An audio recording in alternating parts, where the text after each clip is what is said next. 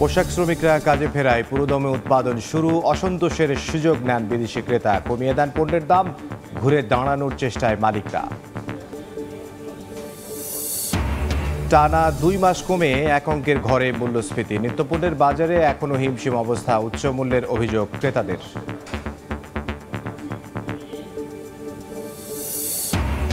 উত্তাল জুলাইয়ে ব্যাংক খাতে লেনদেন কমেছে প্রায় 1.5 লাখ কোটি টাকা, এখনও কাটেনি তারল্য সংকট, আমানতের টাকা তুলতে গ্রাহকের চরম ভোগান্তি। 1.5 লাখ কোটি টাকা ব্যয়ের পরও লোকসান নিয়ে চলছে রেল, অধিকাংশ প্রকল্পই ছিল অপরিকল্পিত বলছেন বিশেষজ্ঞরা, ঢেলে সাজানোর পরামর্শ। এবং ইসরায়েলে ইরানের হামলার প্রভাব তেলের বাজারে, ব্যারেল প্রতি দাম বেড়েছে $1.05, সর্বাত্মক যুদ্ধ শুরু হলে পরিস্থিতি আরও খারাপ হওয়ার শঙ্কা।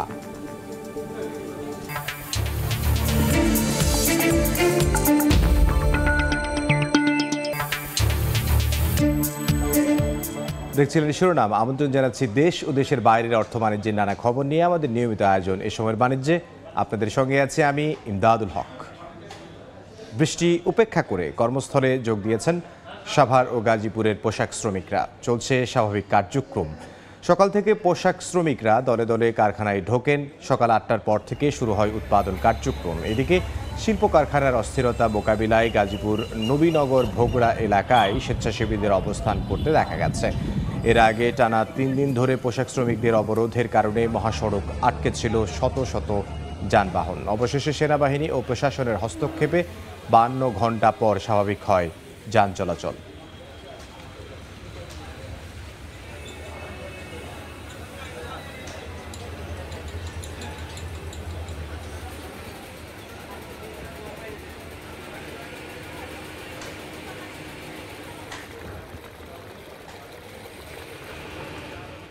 সবশেষ পরিস্থিতি জানবো। গাজীপুরের জয়দেবপুরে আছেন সহকর্মী রাজিবুল হাসান, সরাসরি যাব তার কাছে। রাজীব,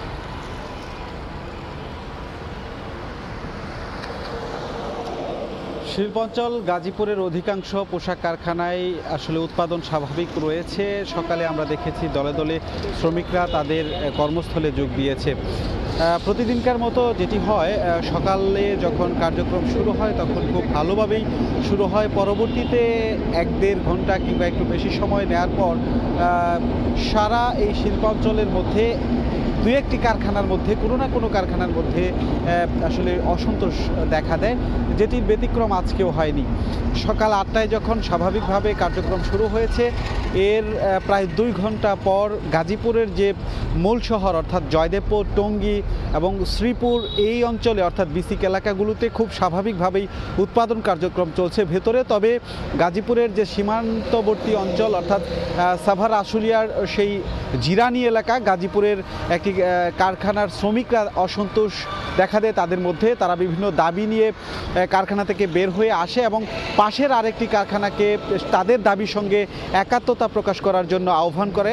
পরবর্তীতে অপর সেই কারখানার শ্রমিকদের সঙ্গে তাদের বাকবিতণ্ডা হয় এবং সেখানে ধাওয়া পাল্টা ধাওয়ার ঘটনা ঘটে।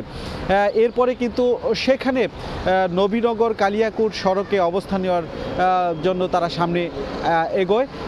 এই ঘটনাটি ঘটেছে এখন থেকে কিছুক্ষণ আগে। এছাড়া গাজীপুরের যে মূল শহর বা বিসিক এলাকা, সেখানে কিন্তু খুবই স্বাভাবিকভাবেই উৎপাদন কার্যক্রম চলছে। আরেকটি বিষয় জানিয়ে রাখছি যে শিল্পাঞ্চলে যাতে করে কোনো ধরনের অস্থিতিশীল পরিস্থিতি সৃষ্টি না হয়, সেই কারণে আমরা দেখেছি গাজীপুর সিটি কর্পোরেশনের যে ভোগড়া এলাকা, সেই ভোগড়া এলাকায় স্বেচ্ছাসেবীদের কাজ করতে দেখেছি। যে ঢাকা ময়মনসিংহ মহাসড়কের পাশে ভোগড়া স্টাইলিশ গার্মেন্টসের সামনে বেশ কিছু স্বেচ্ছাসেবী রয়েছে যারা অবস্থান করছে সকাল থেকে। বৃষ্টির মধ্যেও আমরা দেখেছি যাতে করে অস্থিতিশীল পরিস্থিতি কেউ সৃষ্টি না করতে পারে এবং গার্মেন্টস শ্রমিকরা যারা এসেছে কাজে যোগদান করেছে তারা যাতে খুবই সুশৃঙ্খলভাবে কাজ করতে পারে, সেইটির জন্য কিন্তু এই স্বেচ্ছাসেবীরা কাজ করছে। এছাড়া টঙ্গী এবং গাজীপুরের যে জয়দেবপুর, কোনাবাড়ি এই সকল অঞ্চলে এখন পর্যন্ত কোনো ধরনের অপ্রীতিকর ঘটনার তথ্য পাইনি। তবে শিল্প পুলিশের সঙ্গে কথা বলে আমরা জেনেছি আজকে এখন পর্যন্ত গাজীপুরে 8টি শিল্প প্রতিষ্ঠান বন্ধ রয়েছে, যেগুলো নানা ধরনের জটিলতা রয়েছে। অর্থাৎ কোনো প্রতিষ্ঠানে বেতন দিতে পারছে না, আবার কোনো প্রতিষ্ঠানে শ্রম আইন 2006-এর যে 13-1 ধারা সেই অনুযায়ীও বন্ধ রয়েছে। এরকম সব মিলিয়ে 8টি কারখানা রয়েছে যেগুলো এখনও পর্যন্ত বন্ধ রয়েছে। এছাড়া অন্য যে কারখানাগুলো রয়েছে, শিল্প প্রতিষ্ঠানগুলো রয়েছে, সেখানে খুব স্বাভাবিকভাবেই উৎপাদন কার্যক্রম চলছে। মোটামুটি এই ছিল গাজীপুর থেকে আমার কাছে থাকা সবশেষ তথ্য। গাজীপুর থেকে সহকর্মী রাজিবুল হাসান। শ্রমিক অসন্তোষের জেরে বাংলাদেশ থেকে বিদেশি ক্রেতারা এবার কম দামে পণ্য কেনার চেষ্টা করছে বলে অভিযোগ করছেন গার্মেন্টস মালিকরা। জগার প্যান্ট, নিট জ্যাকেটের মতো প্রতিটি পণ্যে কমানো হচ্ছে 2.5 থেকে 3 মার্কিন ডলার। অথচ জুলাই আগস্টের রাজনৈতিক অস্থিরতা, বন্যা সংকট কাটিয়ে সেপ্টেম্বরে ঘুরে দাঁড়ানোর চেষ্টা করছিল দেশের তৈরি পোশাক শিল্প। শেখাউত টিপুর ক্যামেরায় বিস্তারিত জানাচ্ছেন কমলদে। ছাত্র জনতার গণ আন্দোলনের মুখে আওয়ামী লীগ সরকারের পতনের পর থেকে সাভার, আশুলিয়া ও গাজীপুরে চলছে শ্রমিক অসন্তোষ। গার্মেন্টস ব্যবসায়ীদের অভিযোগ, শ্রমিকদের আন্দোলনে বহিরাগতরা ঢুকে পরিকল্পিতভাবে তৈরি পোশাক খাতে অস্থিরতার সৃষ্টি করছে। আর অর্ডার নেওয়ার ক্ষেত্রে বাংলাদেশের এই শ্রমিক অসন্তোষের ফায়দা নিচ্ছে প্রতিবেশী ভারত সহ পোশাক শিল্পের প্রতিদ্বন্দ্বী দেশগুলো। কিছু কিছু কাস্টমার তারা তৃতীয় ডেস্টিনেশনে চলে যাওয়ার চেষ্টা করছে। একবার অর্ডার ডাইভার্ট হলে সেই অর্ডার কিন্তু বাংলাদেশে ফিরবে না। এতে করে সবচেয়ে দুর্ভাগ্যজনক দিক হবে আমাদের বিপুল একটা শ্রমিক গোষ্ঠীর কর্মসংস্থানের জায়গাটা নষ্ট হবে। নানামুখী সংকটে অনেকটা কম দামে তৈরি পোশাকের অর্ডার নিতে বাধ্য হচ্ছেন গার্মেন্টস মালিকেরা। বিশেষ করে আগে প্রতিটি নিট জগার প্যান্ট $12 বিক্রি হলো, এখন তা নেমে আসছে $8 থেকে $9। একইভাবে jacket $12, yoga pant $8, T shirt $3.5 এবং শর্টস $7.5 রপ্তানি হচ্ছে। মিনিমাম 25% কম সিএম অফার করছে বায়াররা। এটি গ্লোবাল ডিমান্ড কমে যাওয়া প্লাস আমাদের যে ম্যানুফ্যাকচারিং ইউনিটগুলো আছে তাদের পর্যাপ্ত অর্ডার না থাকায় আমরা কম প্রাইসে এই অর্ডার নিতে বাধ্য হচ্ছি, ভয়ানক প্রতিযোগিতার সম্মুখীন হচ্ছি এবং এই প্রাইসে কাজটা আসলে কন্টিনিউ করা আমাদের জন্য খুব দুরূহ হয়ে পড়ছে।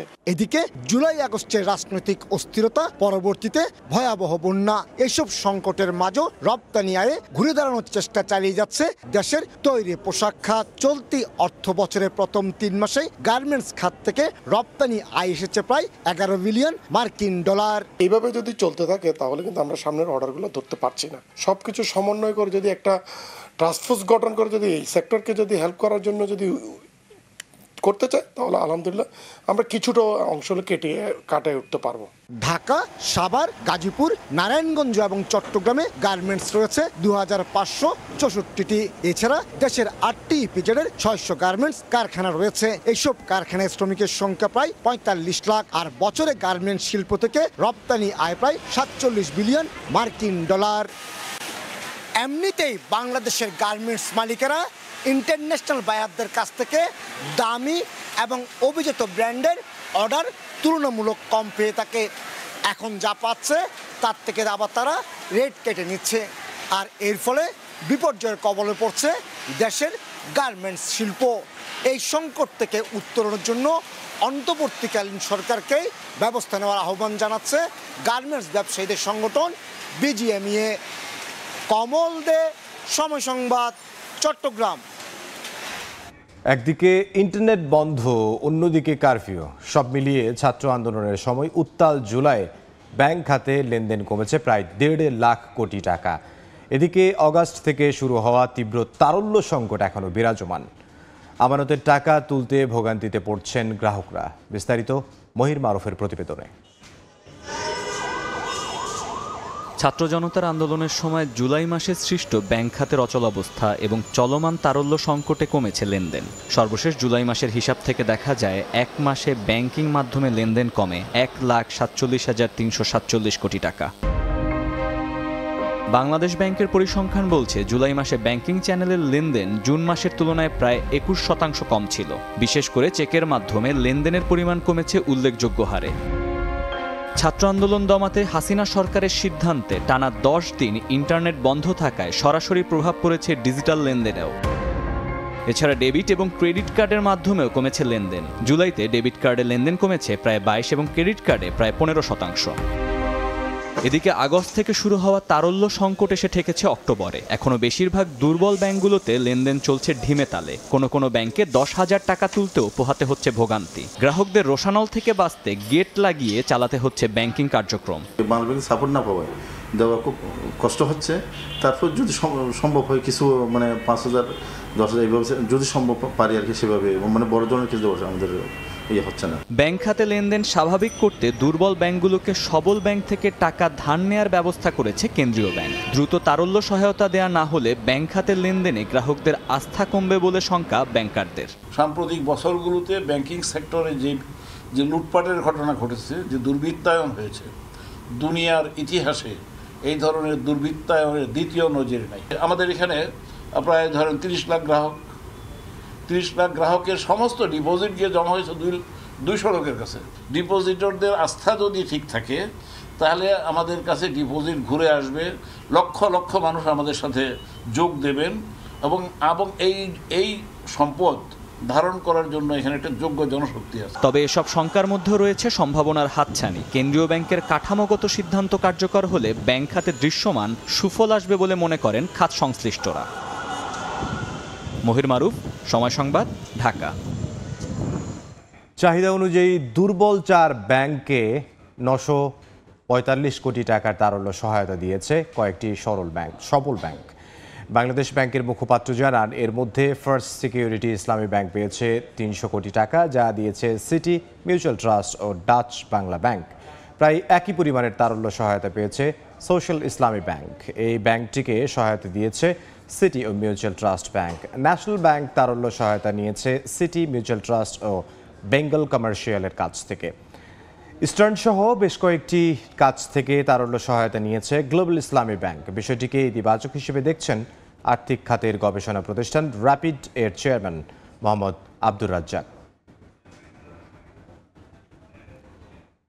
অনেকগুলো ব্যাংকেরই তো তারল্য সংকট বা সে মূলধন তো নাই, যেটা তা হারিয়ে ফেলেছে। এগুলো অ্যাড্রেস করার জন্য ইন্টার ব্যাংক যে লোন সিস্টেম, সেটার প্রতি গুরুত্ব দেওয়া হচ্ছে। বাংলাদেশ ব্যাংক বলেছে যে তারা গ্যারান্টি দিবে যদি কোনো ইন্টার ব্যাংক লোন লাগে, সেটা তারা করছে। এটা একটা সাময়িকভাবে একটা ভালো একটা পদক্ষেপ।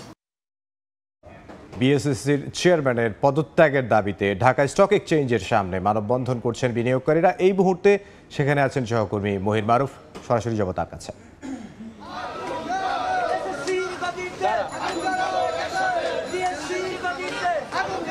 ডিএসসির সামনে আজকে সকাল থেকেই এরকম দুর্যোগপূর্ণ আবহাওয়া মোকাবেলা করে মানববন্ধনে দাঁড়িয়েছেন শেয়ার বাজারের বিনিয়োগকারীরা। তাদের প্রধান দাবি হচ্ছে বাংলাদেশ স্টক এক্সচেঞ্জের চেয়ারম্যান খন্দকার মাকসুদের পদত্যাগ, এবং তারা জানিয়েছেন যে মূলত এই যে টানা দরপতন এই দরপতনের কারণেই আসলে তারা দায়ী করছেন সিকিউরিটি এক্সচেঞ্জের চেয়ারম্যানকে। এবং তারা জানিয়েছেন যে বিশেষ করে এই কয়েকদিনের ভিতরে যে ক্যাটাগরিগুলো করা হয়েছে, অনেক কোম্পানিকে জেড ক্যাটাগরিতে ফেলে দেওয়ার ফলে যারা এই সকল কোম্পানির বিনিয়োগকারী ছিলেন সেই বিনিয়োগের কারণে আসলে তারা ক্ষতিগ্রস্ত হয়েছেন। তাদের ভাষ্য, ক্যাটাগরি সৃষ্টির মাধ্যমে আসলে কোম্পানির কোনো ক্ষতি হচ্ছে না, মূল ক্ষতি হচ্ছে বিনিয়োগকারীর। তারা খন্দকার মাকসুদের পদত্যাগ চেয়ে স্লোগান দিচ্ছেন এবং তাদের মূল আজকে কর্মসূচি হচ্ছে ঢাকা স্টক এক্সচেঞ্জের সামনে থেকে ধীরে ধীরে তারা আগারগাঁওয়ের দিকে আগাবেন। মূল স্টক এক্সচেঞ্জের সামনে বিএসসির সামনে তারা আগাবেন এবং সেখান থেকে তারা তাদের পদত্যাগের যে খন্দকার মাকসুদের পদত্যাগের যে দাবি, সেটা হচ্ছে তারা কন্টিনিউ করবেন। তাদের আরেকটি ব্যাপার হচ্ছে তারা যা দাবি জানিয়েছেন শিবলি রুবায়েতের সময় যে সকল বিনিয়োগকারী ছিলেন যাদের নামে মিথ্যা মামলা দেওয়া হয়েছিল বলে তাদের দাবি, সেই মামলা প্রত্যাহারের কথা তারা জানিয়েছেন। আমরা একটু খেয়াল করলে দেখব যে বিগত বেশ কয়েকদিন ধরে টানা বড় রকমের দরপতনের মধ্য দিয়ে চলেছিল শেয়ার বাজার। বিশেষ করে মঙ্গলবার যে লেনদেন হয়েছিল সেই লেনদেন ছিল অন্তর্বর্তীকালীন সরকার, অর্থাৎ 9 তারিখ অন্তর্বর্তীকালীন সরকার ক্ষমতা নেয় এবং তারপরে সর্বনিম্ন লেনদেন ছিল গত মঙ্গলবার। আর এই 1.5 মাসের ভিতরে ডিএসসি এক্সের সূচক কমেছে সার্বিকভাবে 322 পয়েন্ট। টানা এই দরপতনের জন্য তারা মূলত দায়ী করছেন বিএসসির চেয়ারম্যান খন্দকার রাশেদ মাকসুদকে, যিনি 19 আগস্ট বিএসসির চেয়ারম্যান হিসাবে নিয়োগপ্রাপ্ত হয়েছিলেন। অর্থাৎ তার 1.5 মাসের ভিতরে অবশেষে তাকে নিয়ে পদত্যাগের দাবি উঠেছে বিনিয়োগকারীদের মধ্যে। তারা সাধারণ বিনিয়োগকারী তারা সাধারণ বিনিয়োগকারী ব্যানারে আন্দোলন করছেন এবং তাদের মূল কথা হচ্ছে যে এক পুঁজিবাজার যদি ঠিক রাখতে হয় তাহলে বিনিয়োগকারীদেরকে বাঁচিয়ে রাখতে হবে, কিন্তু যে ধরনের সিদ্ধান্ত নেওয়া হচ্ছে বা ডিএসসির ভিতরে বা বিএসসি কেন্দ্রিক যে সকল কর্মকর্তা রয়েছেন তারা মূলত আসলে পুঁজিবাজার বান্ধব না বা বিনিয়োগকারী বান্ধব না। নতুন একজন চেয়ারম্যান চাচ্ছেন তারা যিনি হবেন বিনিয়োগকারী বান্ধব। ডিএসসির সামনে থেকে এটাই ছিল এখনকার আমার কাছে থাকা সর্বশেষ খবরাখবর। ধন্যবাদ। আপনাকে ধন্যবাদ। রাজধানীর মতিঝিলের ডিএসসির সামনে থেকে যোগ দিয়েছিলেন সহকর্মী মহির মারুফ।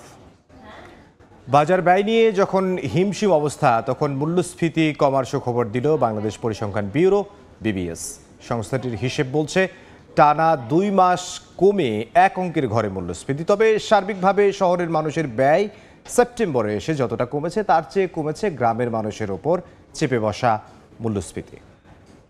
হয়ে যখন আসতেছে তখন 2-3 হাত ঘুরে আসতেছে, সবাই দাম বাড়ায় দিচ্ছে, আলটিমেটলি এদেরকেও দাম বাড়ায় দিতে যাচ্ছে, এটাই তাদের কথা আর কি। মধ্যবিত্ত যারা আছে তাদের যে আয় আর বাজারের এরকম ঊর্ধ্বগতি থাকলে তারাও কিন্তু টিকে থাকতে পারবে না।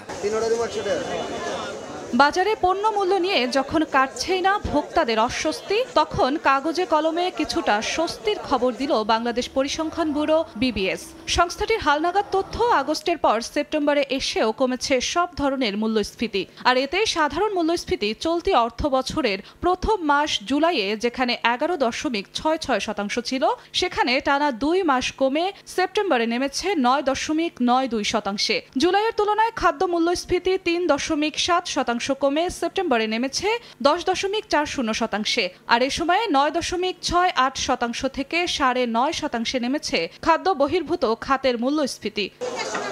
তবে সার্বিক শহর এলাকার মূল্যস্ফীতি যতটা কমেছে ততটা কমেনি গ্রামীণ এলাকার মূল্যস্ফীতির চাপ। বিবিএস এর তথ্য, সদ্য সমাপ্ত সেপ্টেম্বরে এসে শহরবাসীর সার্বিক মূল্যস্ফীতি যেখানে নেমেছে 9.83%, সেখানে গ্রামীণ পর্যায়ে তা চড়ে আছে 10.15%। অবশ্য খাতভিত্তিক হিসেবে কিছুটা স্বস্তি মিলেছে গ্রামে। খাদ্য মূল্যস্ফীতি গ্রামে যেখানে 10.38%, সেখানে শহরে 10.50%। আর খাদ্য বহির্ভূত মূল্যস্ফীতি হিসাব গ্রামীণ পর্যায়ে 9.91% নামলেও শহরে তা রয়েছে 9.38%।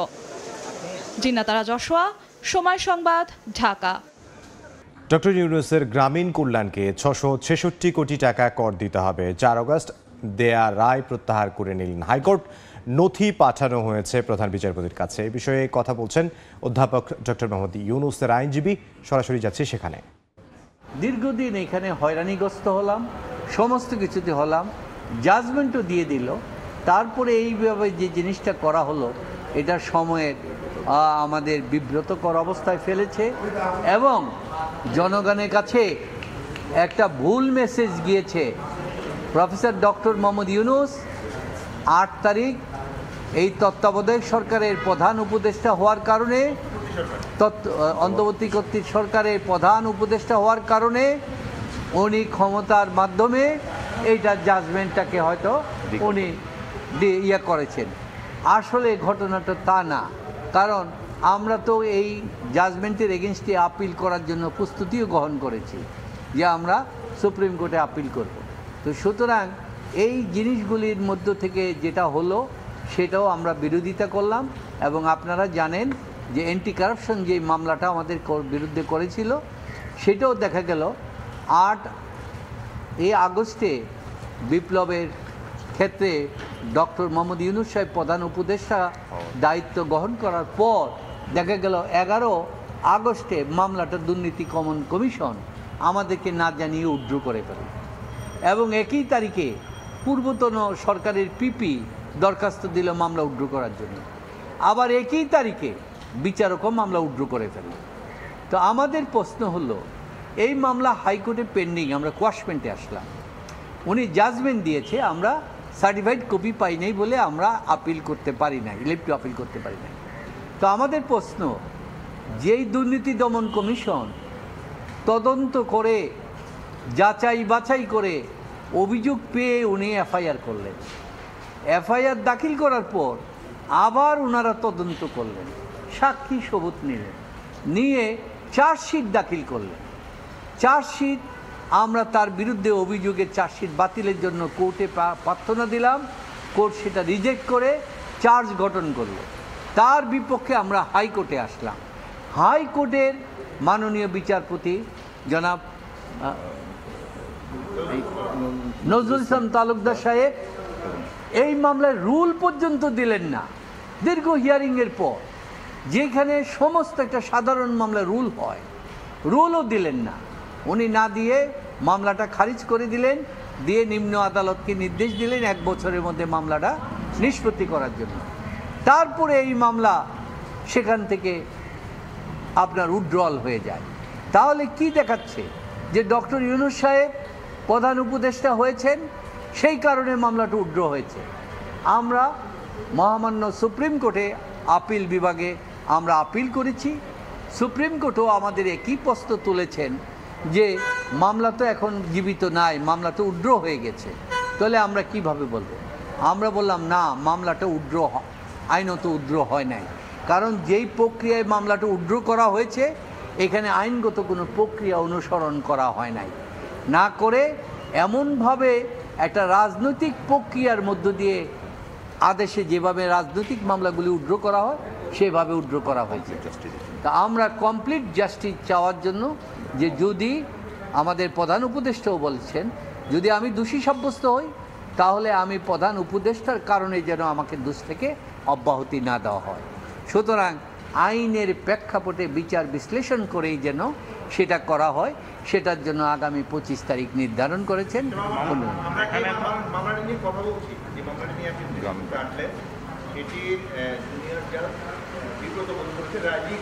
না না না, যার যুগকে উনি বিব্রত বোধ করে। সরাসরি ছিলাম হাইকোর্টে। অধ্যাপক ইউনূসের আইনজীবীর বক্তব্য সরাসরি দেখতে ভিজিট করুন সময় টিভির ফেসবুক পেজে।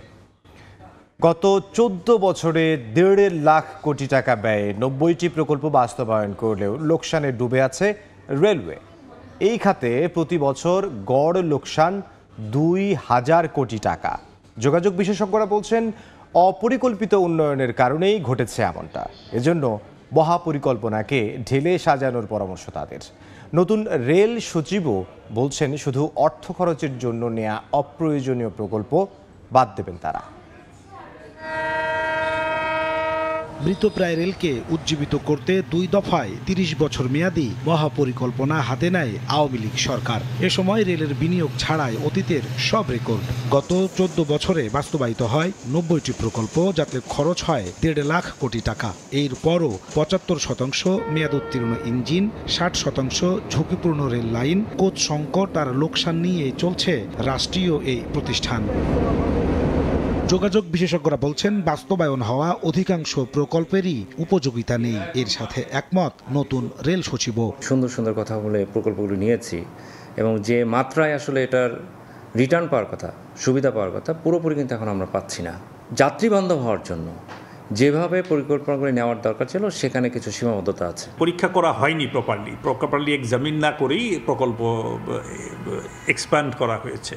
মহাপরিকল্পনার অংশ হিসেবে 2045 সালের মধ্যে ভোলা বাদে সব জেলাতে করা হবে রেল লাইন সম্প্রসারণ। বিদ্যমান সকল মিটার গেজ লাইনকে ডুয়েল গেজে রূপান্তর করা হবে। অন্যদিকে 4500 কোচ আর 5000 ওয়াগন কেনার পরিকল্পনা রেলের। যোগাযোগ বিশেষজ্ঞরা বলছেন এগুলো বাস্তবায়ন করতে শুধু অবকাঠামোগত উন্নয়নকেই প্রাধান্য দেওয়া হয়েছে। আধুনিক রেল ব্যবস্থা গড়তে মহাপরিকল্পনা সংস্কারের দাবি তাদের। বিনিয়োগটা অনেক ভারী শুধু অবকাঠামোর পিছনে, কিন্তু রেল পরিচালনা করার জন্য আধুনিকায়নের প্রয়োজন আছে, এখানে প্রযুক্তি নির্ভরশীলতার প্রয়োজনীয়তা আছে।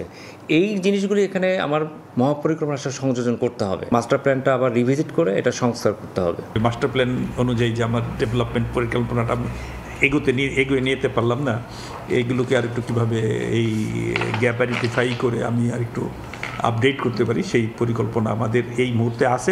মহাপরিকল্পনার অংশ হিসেবে এই মুহূর্তে রেলে 29টি প্রকল্প চলমান, যার খরচ ধরা হয়েছে 1,38,000 কোটি টাকা।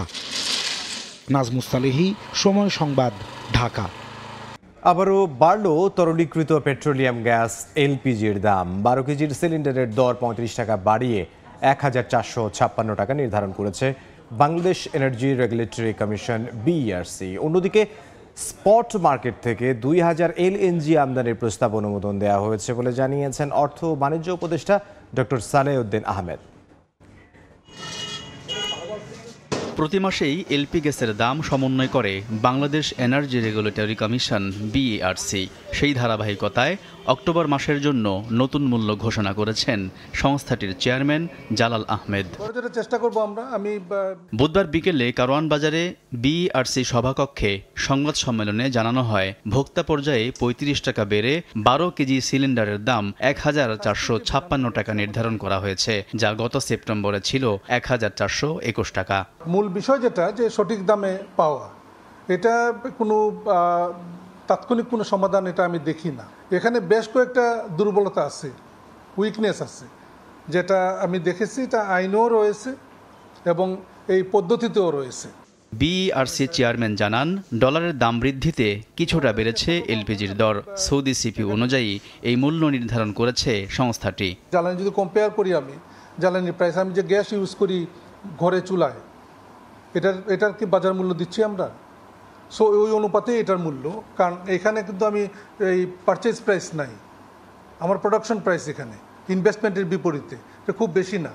বেসরকারি এলপিজির রিটেইলার পয়েন্টে ভোক্তা পর্যায়ে মূসক সহ মূল্য নির্ধারণ করা হয়েছে প্রতি কেজি 121 টাকা 32 পয়সা। রেটিকুলেটেড পদ্ধতিতে তরল অবস্থায় সরবরাহ করা বেসরকারি এলপিজির প্রতি কেজি নির্ধারণ করা হয়েছে 117 টাকা 49 পয়সা এবং 66 টাকা 84 পয়সা নির্ধারণ করা হয়েছে প্রতি লিটার অটোগ্যাসের মূল্য। এদিকে স্পট মার্কেট থেকে 2 জাহাজের এলএনজি আমদানির প্রস্তাব অনুমোদন দেওয়া হয়েছে বলে জানিয়েছেন অর্থ ও বাণিজ্য উপদেষ্টা ডক্টর সালেউদ্দিন আহমেদ। জ্বালানি সুনিশ্চিত করব এলএনজি ইম্পোর্ট, আর আমাদের সারের ইম্পোর্ট করার জন্য আমরা কতগুলো ক্রয়াদেশ আমরা অ্যাপ্রুভ করি। এছাড়া কৃষিকাজে এবার সারের কোনো কমতি হবে না বলেও জানান অর্থ ও বাণিজ্য উপদেষ্টা। আলতাফ হোসাইন, সময় সংবাদ, ঢাকা।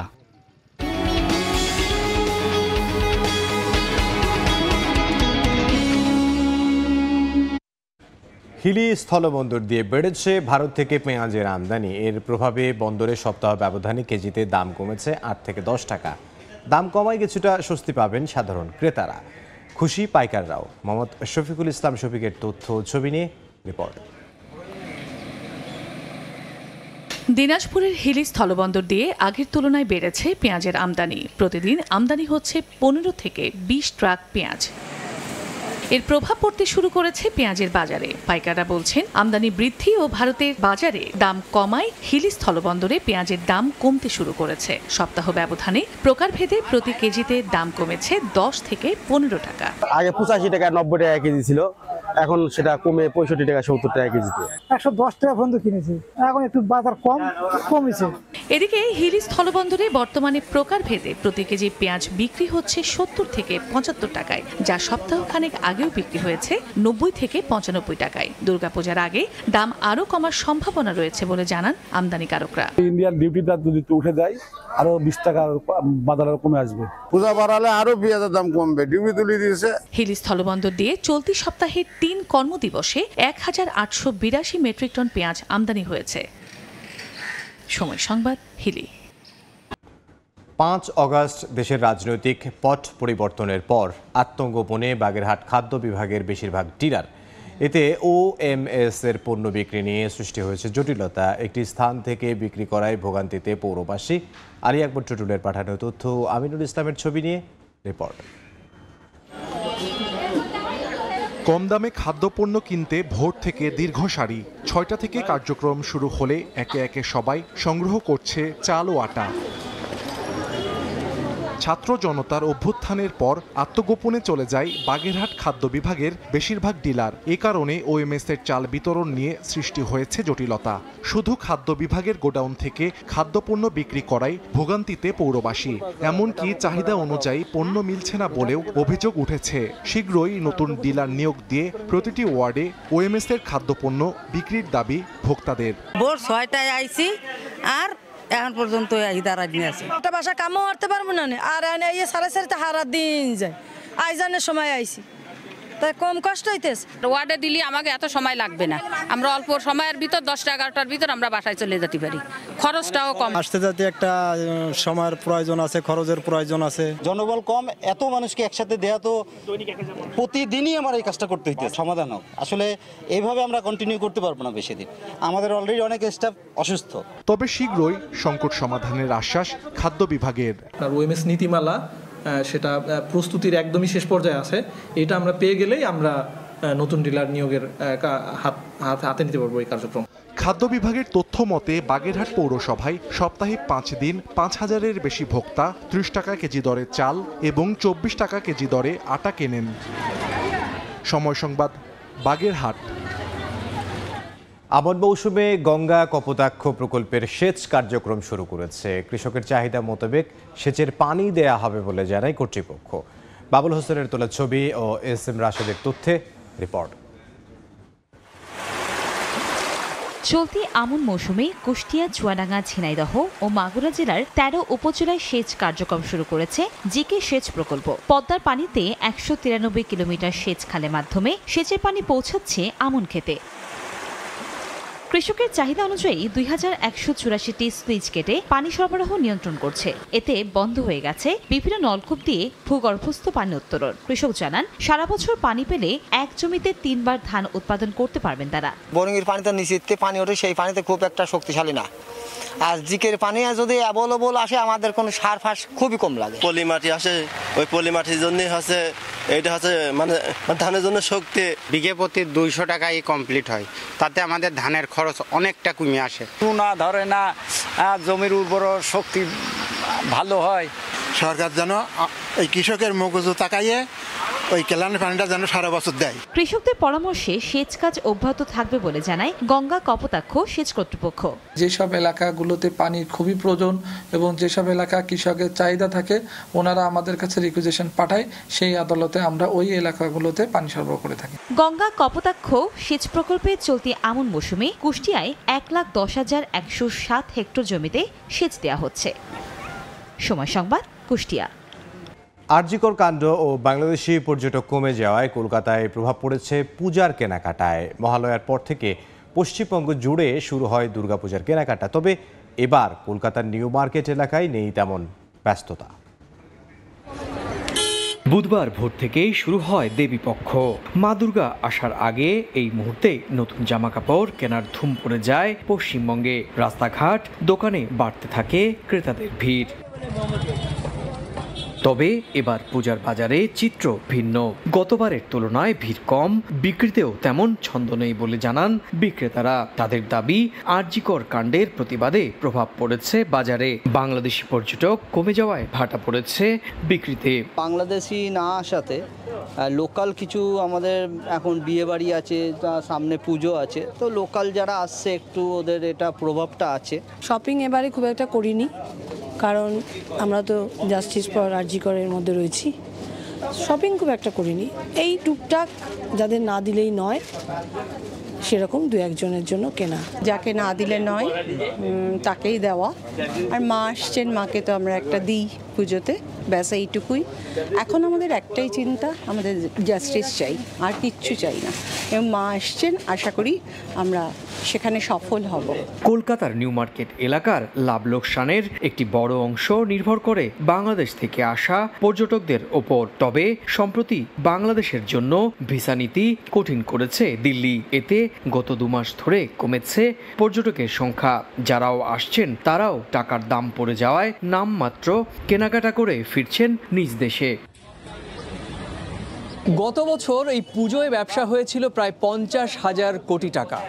ভাবতে পারেন শুধু পুজোকে ঘিরে বাঙালির এই পার্বণ অর্থনীতিতে কতটা ইতিবাচক প্রভাব ফেলে।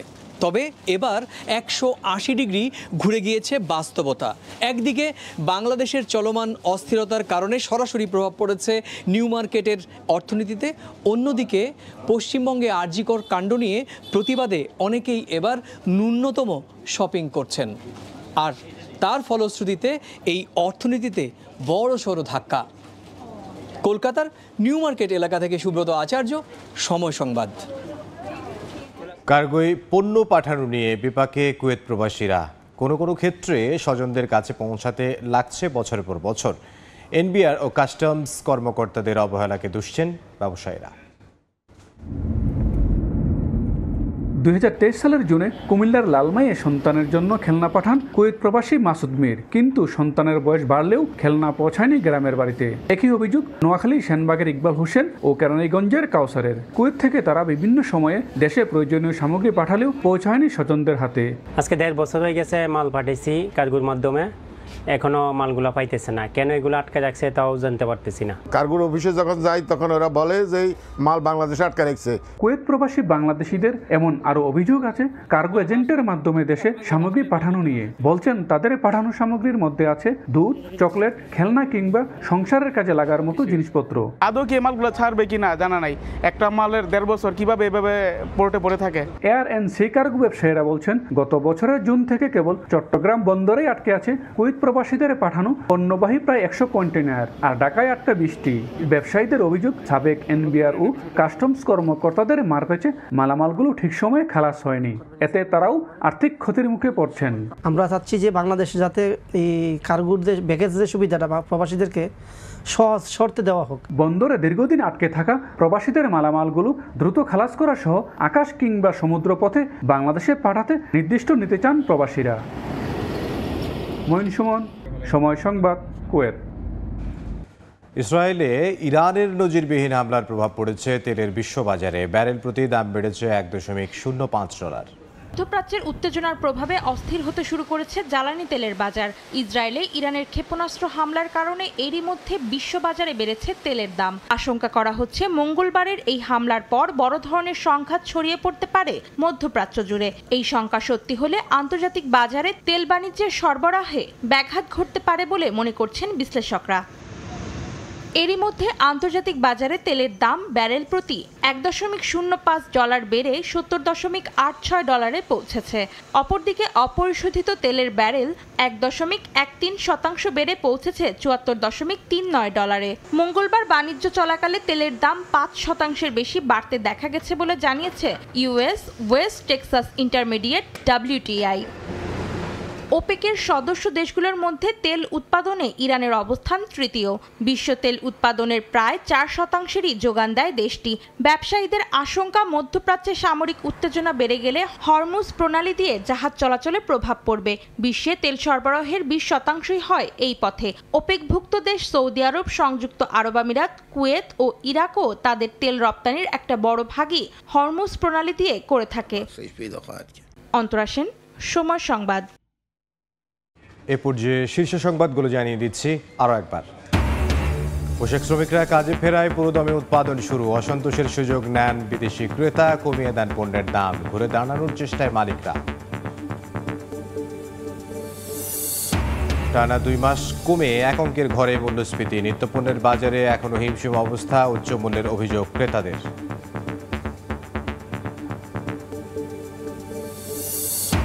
এবং উত্তাল জুলাইয়ে ব্যাংক খাতে লেনদেন কমেছে প্রায় 1.5 লাখ কোটি টাকা। এখনো কাটেনি তারল্য সংকট। আমানতের টাকা তুলতে গ্রাহকের চরম ভোগান্তি।